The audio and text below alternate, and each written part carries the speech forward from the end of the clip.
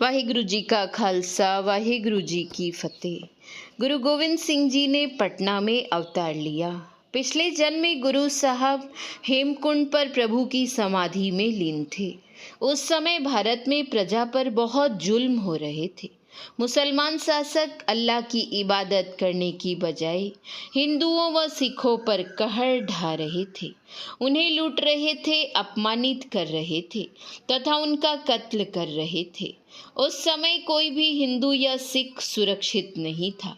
बादशाह औरंगजेब जबरदस्ती हिंदुओं व सिखों को मुसलमान बनाने का प्रयत्न कर रहा था। शायद अकाल पुरुष से भी मुगल शासकों के ऐसे कठोर अत्याचार सहन नहीं हुए। शायद उन्होंने ही किसी ऐसे महापुरुष को संसार में भेजने का विचार किया जो जुल्म का नाश कर सके और धर्म की रक्षा करके लोगों का ध्यान परमात्मा की ओर लगाए।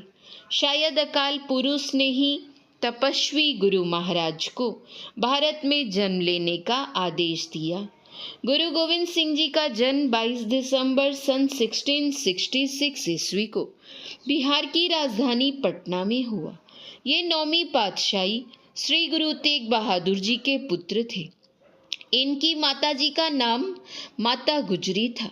जिस समय इनका जन्म हुआ, गुरु तेग बहादुर जी असम की ओर यात्रा कर रहे थे। इनके जन्म पर इनके घर परिवार वालों ने बहुत खुशियां मनाई। इनकी दादी माता नानकी जी ने खुले हाथों से गरीबों को दान दिया। जगह जगह लंगर चलाए गए तथा घी के दिए जलाए गए। बचपन में सभी इन्हें बाला प्रीतम कहते थे। गुरु साहब के मामा कृपाल चंद जी उन्हें देखकर हमेशा परमात्मा को याद करते थे तथा कहते थे, हे गोविंद, आपने ही हमारे घर में अवतार लिया है। उनके बार बार गोविंद कहने से बाला प्रीतम का नाम गोविंद राय पड़ गया। बाला प्रीतम जी कोई साधारण बालक नहीं थे। वे बहुत ही सुंदर, फुर्तीले तथा हंसमुख थे। उन्हें गोद में उठाने, चूमने व साथ खेलने के लिए हर व्यक्ति लालायित रहता था। वे हमेशा हंसते मुस्कुराते रहते थे तथा रोते हुओं को भी हंसा दिया करते थे। वे हमेशा अपने साथियों के साथ प्रेम से रहते थे तथा खिलौनों की बजाय तलवार, कटार और धनुष बाण से खेलना पसंद करते थे। भगवान कृष्ण की तरह इन्हें शरारतें करने में भी विशेष आनंद आता था। ये जल भरकर आ रही स्त्रियों के मटके फोड़ दिया करते थे तथा उन्हें तंग किया करते थे। जब वे स्त्रियां माता गुजरी के पास शिकायत लेकर जाती तो वे उन स्त्रियों को मिट्टी के घड़ों के स्थान पर पीतल के घड़े दे दिया करती थी।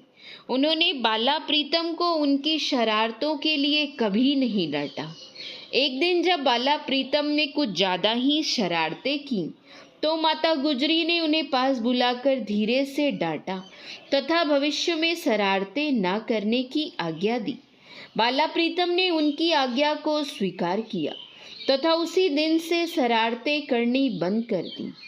जब बाला प्रीतम कुछ बड़े हुए तो उन्हें संस्कृत, फारसी, पंजाबी और अरबी भाषा की शिक्षा दिलाई गई। वे पढ़ने में बहुत ही तेज निकले तथा शीघ्र ही अपनी शिक्षा पूर्ण कर ली। फतेह चंद मैनी पटना का एक बहुत बड़ा जमींदार था। उसकी हजारों एकड़ जमीन थी। सरकार की तरफ से उसे राजा का खिताब मिला हुआ था। उसके पास किसी भी चीज की कमी ना थी सिवाय संतान के। राजा और रानी प्रतिदिन भगवान के सामने विनती करते थे तथा संतान सुख देने की प्रार्थना करते थे।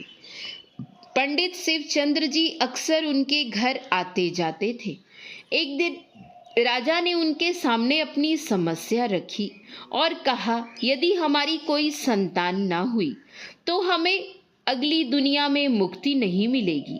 हमारा वंश समाप्त हो जाएगा और हमारी लाखों रुपए की संपत्ति लावारिश रह जाएगी। आपको चिंता करने की कोई आवश्यकता नहीं है। सुनकर पंडित जी बोले, हमने एक बालक में प्रभु का रूप देखा है सभी लोग उसको बाला प्रीतम कहते हैं। मुझे ऐसा लगता है कि वही आपकी मनोकामना पूर्ण कर सकता है। आप उसके एक बार दर्शन जरूर कराइए। पंडित जी की बात मानकर राजा और रानी बाला प्रीतम के दर्शनों के लिए जा पहुंचे। बाला प्रीतम ने जैसे ही उन्हें देखा, वे दौड़कर रानी की गोद में जा बैठे। रानी को यूं लगा जैसे उनकी पुत्र रत्न की कामना पूरी हो गई हो। वे बाला प्रीतम को अपनी छाती से लगाकर दुलार करने लगी। वहां से लौटने से पूर्व उन्होंने उसे अपने महल में आने का निमंत्रण भी दिया। उसके बाद तो बाला प्रीतम अपने साथियों सहित अक्सर उनके महल में जा पहुंचते। राजा रानी उनकी खूब आवभगत करते तथा खूब खिलाते पिलाते। बाला प्रीतम उनके बाग में खेलते, फल तोड़ते, पौधों को पानी देते तथा नए नए पौधे लगाते। उनके लगाए हुए पौधे आज भी वहां मौजूद हैं। कुछ ही समय बाद रानी को पता चला कि वे गर्भवती हो गई हैं। उचित समय पर उन्होंने एक सुंदर पुत्र को जन्म दिया। उनकी सुनी गोद हरी हो जाने का सारा श्रेय उन्होंने बाला प्रीतम को ही दिया। उसके बाद उनके एक एक करके 4 पुत्र हुए, परंतु बाला प्रीतम के प्रति उनका प्रेम यथावत बना रहा। बाला प्रीतम अगर अपनी शरारतों से किसी को तंग करते थे तो उसके पीछे जरूर कोई रहस्य होता था। इसके 2 उदाहरण कुछ इस प्रकार से हैं। गंगा नदी के किनारे एक कोढ़ी रहता था जो कभी स्नान नहीं करता था। एक बार बाला प्रीतम ने अपने साथियों के साथ मिलकर उसे गंगा जी में धक्का दे दिया। वह रोया, चिल्लाया तथा बच्चों को गालियां देने लगा। बाला प्रीतम अपने साथियों के साथ जोर जोर से तालियां बजाकर हंसने लगे। जब कोढ़ी जोर लगाकर किसी प्रकार नदी से बाहर निकला तो स्वयं को कोढ़ मुक्त देखकर हैरान रह गया। वह बाला प्रीतम के चरणों में गिर पड़ा तथा क्षमा मांगने लगा। बाला प्रीतम के घर से थोड़ी ही दूरी पर एक बुढ़िया रहती थी जिसकी कोई संतान न थी। वह चरखा काटकर अपना गुजारा किया करती थी। जब वह चरखा नहीं काट रही होती थी तो बाला प्रीतम चुपके से आते तथा उसकी सारी छल्लियां व पुन्नियां बिखेर देते थे। वह इससे बहुत दुखी होती थी तथा शिकायत लेकर माता गुजरी के पास जा पहुंचती थी।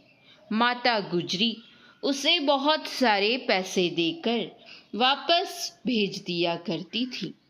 एक दिन माता गुजरी ने बाला प्रीतम से पूछा कि वह किस लिए उस चरखे वाली माई को तंग करता था, तो बाला प्रीतम ने सहज भाव से उत्तर दिया, उस बेचारी की गरीबी दूर करने के लिए। यदि मैं उसे तंग नहीं करूंगा तो उसे आप द्वारा इतने ढेर सारे पैसे कैसे मिलेंगे। वाहिगुरु जी का खालसा, वाहिगुरु जी की फतेह।